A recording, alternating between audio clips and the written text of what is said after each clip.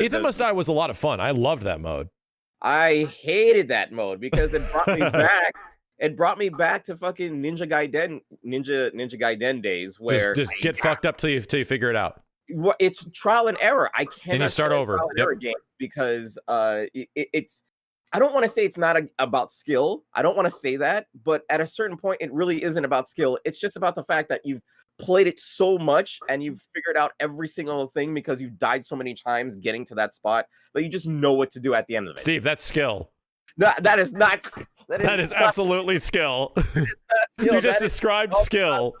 Skill is being able to get past that part at the first try because you just know what to do in that specific situation. There's no way to know what to do. See, that's the thing, though. Skill is okay. Okay, I'm gonna figure out what to. Okay, this is a very scary place. It might just be talent on top of skill. I think you mean just getting lucky. The only way you're gonna beat Ethan Must Die on the first run is if you're just super lucky. Okay, so let's say and I'll use this as an example. There's when you get into the dungeon and there's a big, molded the one that throws up and one of the skinny ones, and both of them are coming at you at the same time. Is it skill that you can get out of that situation the first time, or is it just dumb luck? Because you see both of them, you have like maybe a shotgun or something like that. And you're like, okay, if I figure out, I know my situation, situational awareness. What do I need to do to get these guys off of me? You know what I mean? And right, because the number one thing that's valuable in Resident Evil or Ethan Must Die is just information. You don't know. Like, I'm gonna pull down like for example, I'm gonna pull down the hatch that leads to like the top, like the top of the roof or something like that. There's like a bedroom that you go into and you have to pull down a latch, but when you pull it down, there's a bomb right there. And unless you were already running away from the bomb, you're just dead. Yeah, you're like, fuck. I hate that. I hate that is literally trial and error, and that is like informational. Like then now you have the skill to get through it because you've figured that out. Like information is skill. It's so annoying because okay, they do that towards the end of the house, and it's like, okay, cool, I figured that out. Let me get like a placeholder. Let me start from here. No, they're gonna start you all the way back at the beginning, so you have to go through the whole thing over again with all the random boxes. Fuck you. But it's kind of fun knowing exactly what to do, and you're like Ethan, and you're just like barf behind you, guys, zip there, duck this, do that. He's just like zipping through and doing all this crazy shit. That's kind of fun. Like when you know that's like the thing that I kind of enjoy about older Resident Evils. They're so hard when you first go through it. Where the fuck does this go? I gotta backtrack here. I'm gonna run back there. I'm gonna get fucked up by this thing. I'm in a game plan that's fucked. I don't know where I'm going. And then you play through the game the second time. Bingo, bango, two to tango. Like you're just like, I got shit to do. Get the fuck out of the way. Like, right? And then that becomes kind of enjoyable. Yeah, I think I like games that give me a continuation spot. That's what I want. I wanted my continuation spot. You just hate being reset. Yeah, fuck Ninja Gaiden, fuck Mega Man. That's Steve's favorite, one of favorite games. Fuck that shit. Fuck all those games. I love those games as a kid, but I'm not going back. There is not enough time in the world to play those games from the beginning after you die. Fuck you. Give me a continuation spot. I figured out how to get past that area. Now I'm gonna start in this area. You can eat a dick. Fuck you, game. No. You don't like extreme punishment for death. Come on, man. Even understandable. Even with Bloodborne, okay, you died at this spot. Bad. Yeah, they send you back at the start. But guess what? If you get back to that specific spot, you get all of your stuff back. So there is a reason to be careful. Unless you die on the way back to it. And if you die on the way back, you lose all that experience points. Then it's gone forever. That's the punishment that he deserves because you didn't get to that other part, the second time, which you should have because you already know. It can get real fucky if you like accidentally fall into a pit, bro. And you sit at the bottom of a pit that you can't even get to. So Steve, that's technically Dark Souls, not Bloodborne. That shit started in Demon Souls. Yeah. So it's like that's just FromSoft's shit. That's the Soulslike. I die. I dropped all my experience points and shit. Now I gotta go back and get it because I didn't spend it. Yeah, that's the Souls gimmick. pain in the ass, man. Nah, dude, like, nah, give me my save point. Where's my save point? Nah, I'm not.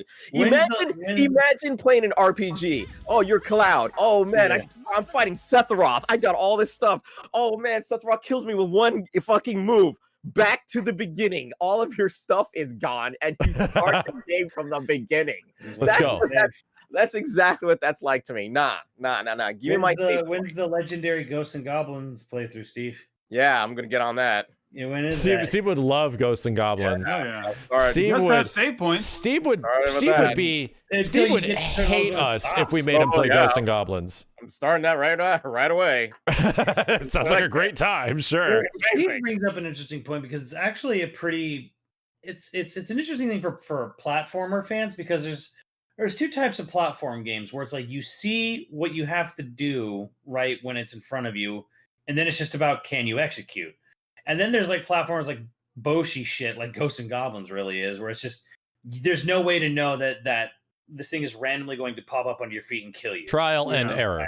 Like, yeah, just pure trial and error. So literally, what Simmons is talking about, one is skill and the other one is trial and error. See, this is the difference between the two that I'm talking about. See, what he's talking about is that you have an idea of what you're supposed to do. It's just, can you execute it? If you can execute it correctly, that's skill. Yeah.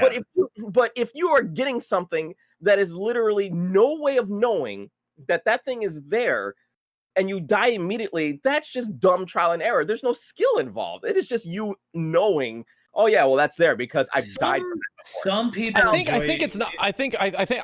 I see exactly where you're coming from, Steve, now that you put it that way. Yeah. But I think it's not as black and white. Right. I think it's the fact that once you know that those things are there, you definitely develop a skill of just like Ethan running through Ethan Must Die. Duck here, do this, bombs there, go back, do this, bam, bam, shoot this guy once, stuns him, run that way, right? Like the whole like speed run element of it where you develop your own route. Like that's a skill. But that skill only came because you had to die like 30 fucking times to figure that shit out. Fucking lame. It's so dumb. And I generally it was like a gray area. Yeah. For myself, I prefer platformers where it's like you see the level and you see what you have to do, and it might be like tough, but you're like, okay, so I'm gonna have to pull this fucking maneuver off. Okay, versus Ghosts and Goblins. Here's a wave that covers the entire screen. You're dead.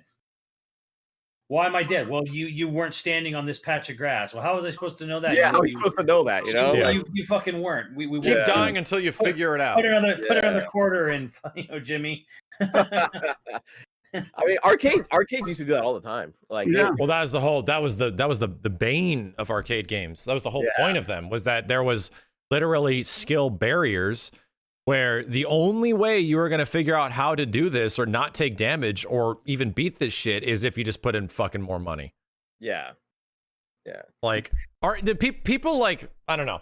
People really like to cherish that shit. And people cherish the arcade element of shit. And that's the thing I talk about over and over on my Ghosts and Goblins stream. I was like, you realize difficulty was a way to fucking steal your money. Yes. Like, we thought, you talk about like the arcade, especially with fighting games, especially single player fighting games in arcades, because I've played so many fucking single player classic fighting games to know that there's like a point where the game allows you, okay, so here's your first 3 characters. The third one's kind of hard, but the first 2 you just whoop their ass and feel great. Third one presents a little bit of a challenge. You might lose, and then the paywall comes in.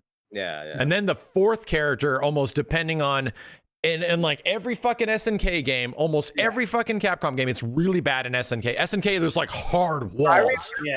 I think the last SNK you played was like Last Blade or something like that, Max. Yes. And it like ripped out your soul. Like I was enjoying myself, and then so what? Here's the, and this is not just Last Blade 2. This is all of them. I had to play through a ton of them for the Terry Legacy. You get through a couple, and it's not so bad, and you're having a good time. And then the paywall comes in. You're gonna have to drop in at least a few bucks to get past this motherfucker. And then after that, 1 or 2. What the fuck? It's not even that hard. And then the next one comes in, the paywall kicks in again. And it's almost like it's specifically designed that way. The fear. The fear. And you can tell when the computer is literally reading your inputs. You push a button and the computer immediately reacts with another counter. Like with something that's like 1 frame faster. It becomes painfully obvious. Like this is just unsatisfying. That's why I developed my way to beat Mortal Kombat 2 and 3. I used the computer's input reading against itself. And Kenny's solution is actually the solution to all those old games. The solution isn't to outthink, outmaneuver, and outperform the AI, because that's just not going to happen, you stupid shit. Most likely, you're not going to outthink and outperform. You're just going to get lucky and hit the opponent or hit the AI when it's not blocking. That's just the whole, it's just designed not to block sometimes because it has to be fair at some point. So it just won't block. However, the true answer to every old SNK game, the true answer to old Capcom games when they get super cheesy and they want to take your money, is that all of these games have a certain AI exploit where they just do not. And usually the result in a lot of SNK games, guess what it is? You just sweep them over and over and over and over and over, or something dumb like that. They just don't block it. See, but here's the thing about the arcade. And that's unsatisfying too. Here's the thing about the arcades. By the time you figured it out, and Kenny will attest to this, by the time you figured out how to exploit it, you've already spent all your money. Yeah, that's what's happened to me. Yeah. Almost all these KOF games, I'm fighting like God Rugal and shit, and then the ultimate thing that I have to do in the end is this super lame, like I just hit this one fucking button and that's it. Well, that's what happened to, the original like Donkey Kong players and Pac-Man players. They played so much until they literally discovered, oh shit, this Pac-Man ghost, he mirrors every one of your moves, and this Pac-Man ghost, literally playing it a shit ton of times. And that's how the old guys did it. They figured out. They have kill screens because they never fucking anticipated anyone ever lasting that long. Yeah. And there's actually documented video footage on some channels of classic Street Fighter 2 where the AI cheats. Where like Guile will walk forward and flash kick your ass and shit like that. Oh yeah. Where the AI will suddenly do way more damage to you than you're doing to them. But it's like documented. It shows like what the hell? Like the AI will specifically just not take damage sometimes and just hit you. It's like what the fuck, man? What was that thing we were talking about before where they recently discovered Street Fighter allowing the second round to Alpha 2. Yeah. There's a comeback mechanic, where the person that lost the round will do more damage. Like it's the most ridiculous thing that we just don't notice at the time. It's so funny. Yeah. They don't pay attention to that stuff just because it's like you don't have the perspective. You don't have the awareness. We just didn't know that's how things worked. But that was the stuff that was always built into those games, even though we love them. Even though we love them and they're treasured, wonderful memories.